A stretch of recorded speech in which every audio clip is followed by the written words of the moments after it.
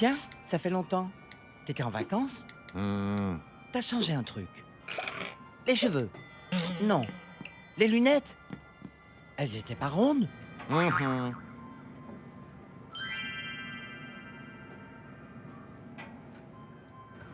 retour au travail, ça vous dit quelque chose? Après la pause midi, c'est pas toujours facile. Ou quand tu reviens dans long week-end? Mais non! Le retour de maladie, la réintégration après une incapacité de travail. Vous savez comment ça se passe? Non, pas comme ça! Au moins ici, tu vois du monde. Et puis c'est utile. Tiens, tu peux me faire 6 exemplaires recto verso? Et si tu pouvais me faire un café aussi, s'il te plaît. Enfin, non! Il faut bien comprendre que la réintégration, c'est un trajet et un plan. On démarre le trajet et on fait le plan. Mais avant le plan, on fait l'évaluation de la réintégration. Il y a 3 trajets, A, B, C. Mais il n'y a que les trajets A et B qui sont concernés par le plan. Après, on écrit le plan en fonction du trajet et puis on lance le plan et le trajet est fini en fonction de comment se réalise le plan. Ok? C'est sûr ça? Moi, quand je suis parti en Gaume à vélo, j'ai d'abord regardé le plan et seulement après j'ai fait le trajet. Alors l'objectif évidemment principal d'un retour au travail, c'est vraiment de permettre à tout employé de pouvoir réintégrer son lieu de travail. Alors ça se fait par 2 solutions possibles. La première, c'est que l'employé puisse retourner au poste de travail qu'il avait avant son incapacité de travail.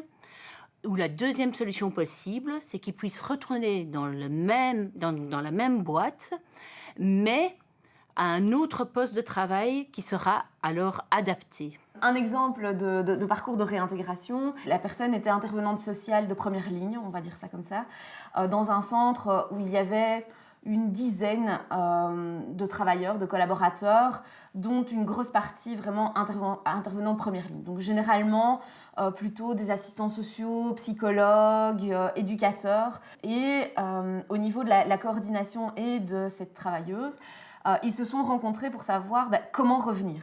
Et donc déjà, ça a commencé par un temps partiel médical qui a permis finalement un retour progressif au travail. Mais également aussi, elle avait accès à une supervision individuelle, en plus des possibilités de réunions collectives au sein du lieu de travail, voire en plus des supervisions collectives qui étaient organisées déjà avec le reste de l'équipe. Le fait qu'aussi les collègues étaient contentes, les collègues, parce que c'était plutôt une équipe féminine, contentes de la revoir, étant donné qu'elle avait l'expertise, elle connaissait bien le public, et donc pour eux c'était vraiment une richesse qu'elle puisse revenir.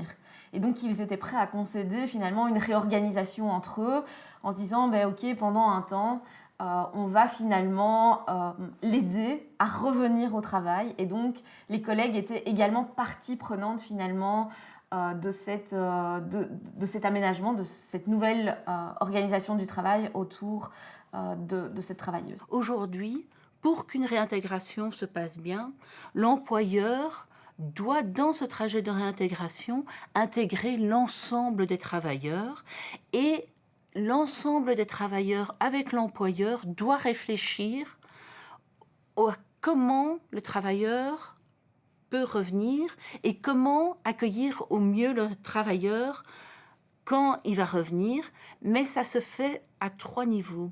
C'est-à-dire qu'ils vont y réfléchir avant que le travailleur revienne au travail, comment ils vont l'accueillir le jour où le travailleur va revenir au travail, mais aussi dans les jours, les semaines et les mois qui vont suivre son retour au travail, pour avoir différents moments où effectivement, il y aura une sorte de réunion, de brainstorming qui sera fait avec le travailleur pour voir si les adaptations qui ont été mises en place à son poste de travail permettent que sa réintégration se passe bien. Que ce soit effectivement des adaptations purement matérielles, physiques, ou même d'ordre psychosocial.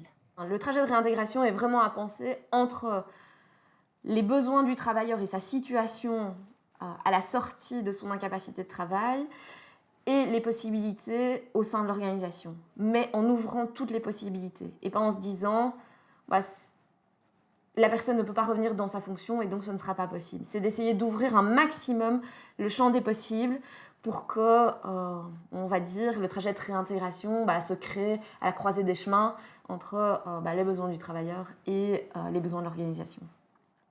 Lorsqu'un travailleur est en incapacité de travail de longue durée, plusieurs acteurs du bien-être vont travailler ensemble pour l'aider à reprendre une activité professionnelle. Le médecin du travail va évaluer la capacité de l'employé à reprendre son travail, et si oui, à quelles conditions. L'employeur va ensuite évaluer la possibilité de réintégrer son employé et formuler un plan de réintégration. Il implique la conseillère en prévention, la responsable du service et les collègues du travailleur, particulièrement si des adaptations au poste du travail ou à l'organisation du travail sont nécessaires. Le travailleur peut aussi émettre des suggestions pour faciliter sa reprise. S'il accepte le plan de réintégration, il est mis en œuvre. Le médecin du travail va suivre son exécution en concertation avec l'employeur et le travailleur. Une réintégration réussie exige l'implication de tous les acteurs dans l'institution. Pour cela, il est important d'établir une politique collective de réintégration, l'évaluer et de l'adapter en concertation avec le CPPT s'il existe.